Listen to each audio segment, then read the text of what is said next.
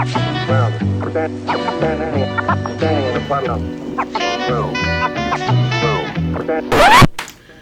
guys, it's your girl, Yummy.com. Thank you for joining me, internet friends. I am back with another video. Thanks for liking, subscribing, just being here vibing. It is much appreciated. I recently went to Korea. I may have made a video and put that out already about it, or I may have not, and this video may be coming first. I'm not sure which order I'm going to put them in. But while I was there, I had a chance to dine at a Michelin star place. Now, cooking like a chef, I'm a 5-star Michelin. I thought 5 was the max. You thought it was 5? Michelin. The max. It's 3. Oh, it was 3. Bro, you're the one who sings cooking like a chef. I'm a 5-star Michelin. That's why I thought it was 5. I have a friend and she has like a food Instagram, so she's really into food. So like I really wanted to go here for her, to do her proud, you know? And you know, Korea is known for their food, so why not try and see their highest quality that a Michelin star can give? So the restaurant I ended up going to was Bicena, I want to say it's called. Bicena. It is a Michelin star restaurant. It is in Lotte Tower at the 83rd or 84th floor. It's pretty high up. When I went there, the view was pretty cloudy, but it was like nice. You get to see, like, you know, you can be seated by a window. I went there by myself, so I was like kind of seated just like on a far off table, like that was floating in the middle of the dining room. You could also, I think, book rooms as well, like full rooms that you can just have parties in as well. It is among the priciest meal that I absolutely had in Korea. Korea is a pretty cheap place. Even another Michelin star meal, which was just noodles, that I had was way cheaper, obviously, than this. But this was all ambiance, like everything, you know, kind of into it. And it was still under $200, which is like, you know, kind of unheard of for a Michelin star meal. And one of its pioneer Bicena, located at the 81st floor of the Lotte World Tower, the highest building in Korea, uses traditional Hansik methods fused with international elements, giving birth to the concept of Hansik fine dining with contemporary flair. Bicena features Michelin-starred authentic Korean cuisine, meticulously prepared with the chef's discerning touch, which further reflects Bicena's philosophy to escalate Hansik to suit the taste of a global fine dining audience. I'm going to take you in. While I was there, I took videos, and I'm going to take you in course by course of what my thoughts were of each of the food pieces that I had. My first initial thoughts is it was so confusing to try and get into the restaurant because it's in Lotte Tower. There's so many different entrances. There's a skywalk. There's just so many different places you can go. So once my friends finally helped me find the actual restaurant, which is in the actual hotel that you have to go up and into, then it becomes a lot more easy. My waitress was amazing. She was super sweet, super kind. I thought this was going to be like one of those fussy fussy Michelin star places where they're like upset that you're wearing jeans, because like I hadn't gotten a chance to like go home and change or anything, so I was like not in jeans, but I had a nice denim jacket on and like, you know, skirt, and you know, I think I had sneakers on, but it was very chill, which I really liked and enjoyed. She sat me down. She asked me if I wanted anything to drink. I almost ordered a full bottle of makgeolli that I would not have been able to finish, and it was 50% makgeolli. Like usually makgeolli is rice wine, so it's like way smaller, like usually like 5 or 10, like very small, like a soju. This was like 50% makgeolli, so like I only got one glass of that, which was really nice, and they were very kind to give that to me. And then the setting was very beautiful, but then the courses start. I'm gonna need my phone 1 second because I did take copious notes. One of the reasons why I really did this was because I was eating alone and I was kind of feeling like alone, you know, and I was like, you know, if I take notes, it feels like I'm talking to someone at the very least. Do not eat. Taste. Savor. Relish. Consider every morsel that you place inside your mouth. Be mindful, but do not eat. Our menu is too precious for that. So the first course that came out was the amuse-bouche, I guess you would call it. They had a pomegranate some sort of pomegranate drink to start you off. I wrote down that it was not too sweet, with notes that passed through the wind almost like a spring rain. Obviously, it made me feel nostalgic and emotional to some degree, that I thought I was Ernest Hemingway writing poetry. After that, they had a kind of a spring roll snow crab that was absolutely delicious. It was a delicious one bite with soft flavors and hints of something special near the end. It was like a egg roll that you would expect, but it was kind of just a little bit elevated, and I wish I had more than one bite, but it was a one bite, so I moved on. Porridge. They gave me a porridge. I think this is after the amuse-bouche. I think the first two was the amuse-bouche, then the rest starts to get into the courses. They gave me a porridge.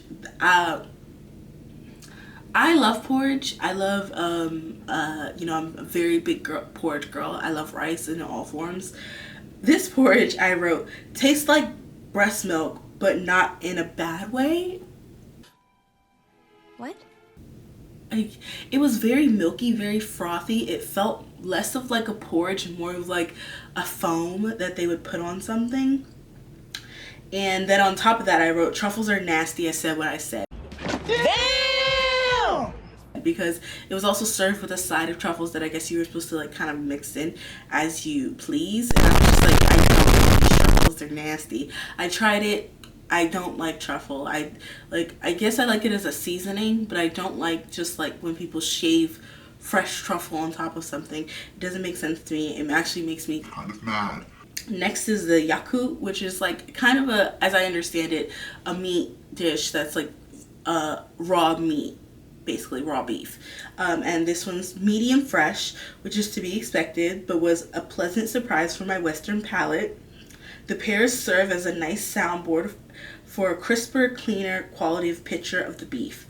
And I stand by that. The yaku was, I think, one of my favorite things that I ate.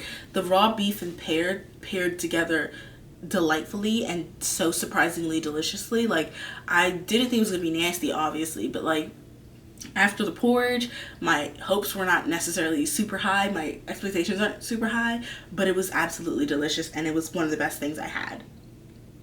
Then I had a mugwort, which was, I think it was kind of just like, I think mugworts are a certain type of vegetable, obviously.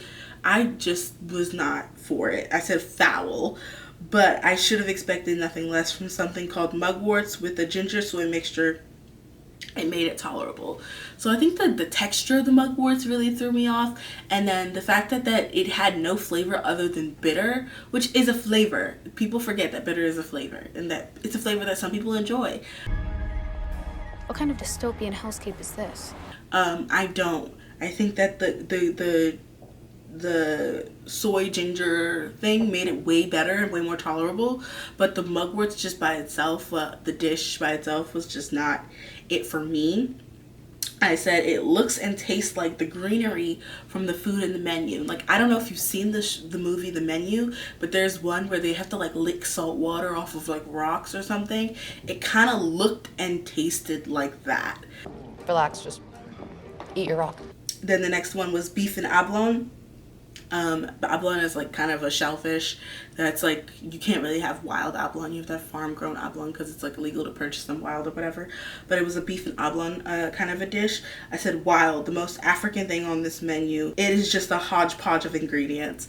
It really felt so wild. I don't think I had a picture of the inside of it because it came with like a beautiful painted shell on top of it. I don't think I took a video of it without the shell. But man, it felt so African, and when I was eating it, I was just like, did someone get my grandma in here? It just felt very bush. Like, not African as in like, ooh, African cuisine, but just very bush rat child kind of a vibe. Then came the seasonal fish, which was, I think, the kind of one of the main dishes. It was good, was absolutely okay. Like, however, the horrid porridge served with it should be shot. That's some old bullshit. so sorry. I really hated that porridge. It was the same porridge from the before that I guess was served as kind of a side with it. And I don't know why she thought, maybe she thought that I liked it and they brought it back for me, but I just didn't like the porridge. The fish was very nice to have, like, with the, it was just good. The fish was good, but the porridge was super unnecessary and nasty. There was a grilled sirloin. I said it was very, very, very, very, very fancy KBBQ with beef. The star of the show, however, was the mushroom and taro. They were an unexpected and delicious combination. I did giggle when the waitress called kimchi a salad. Mind you, all these waitresses are Korean, but like, I guess because it's an elevated thing, they're trying to put it in the universal perspective. They said that, oh, this is a cabbage salad or something, and it was literally just nicely chopped kimchi. Like, I was like, who are you trying to fill? It was literally set up like KBBQ, like literally get the ingredients, put it in a sam or with some rice. Like, it was literally KBBQ, but like with Wagyu beef. Which I guess you can just get on its own. It doesn't necessarily need to be, but it was tasty nonetheless. Again, the mushroom and taro was popping though. I wish I had that more KBBQ.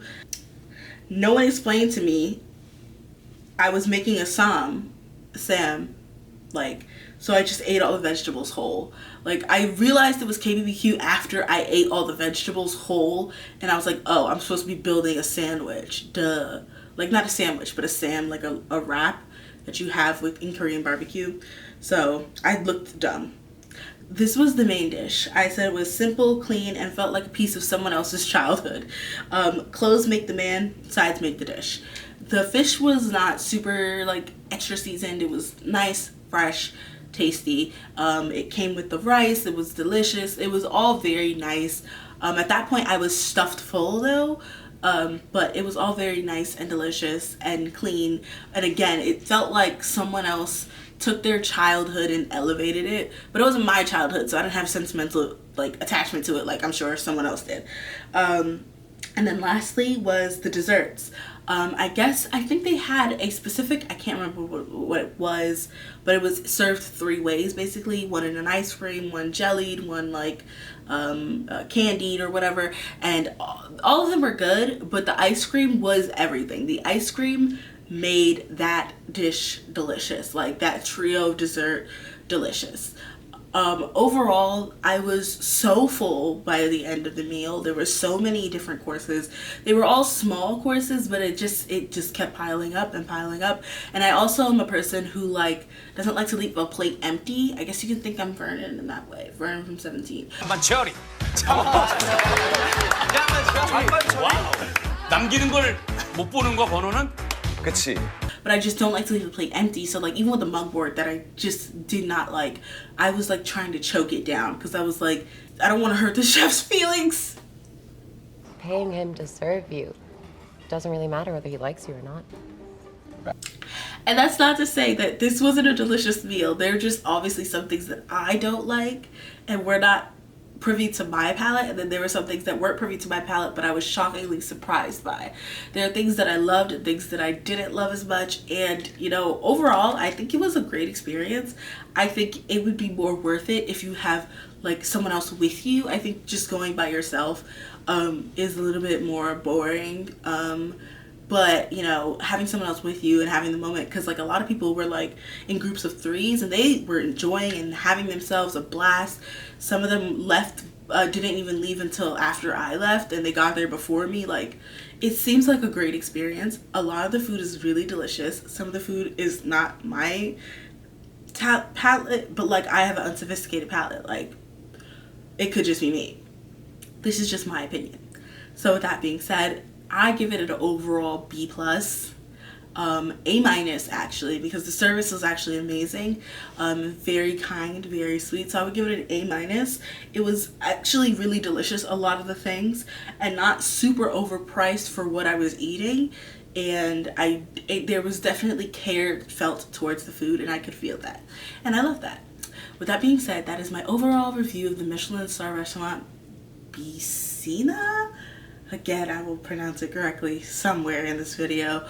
With that being said, I'm yummy.com. Don't worry, I'll be back, so stay tuned, my internet friends.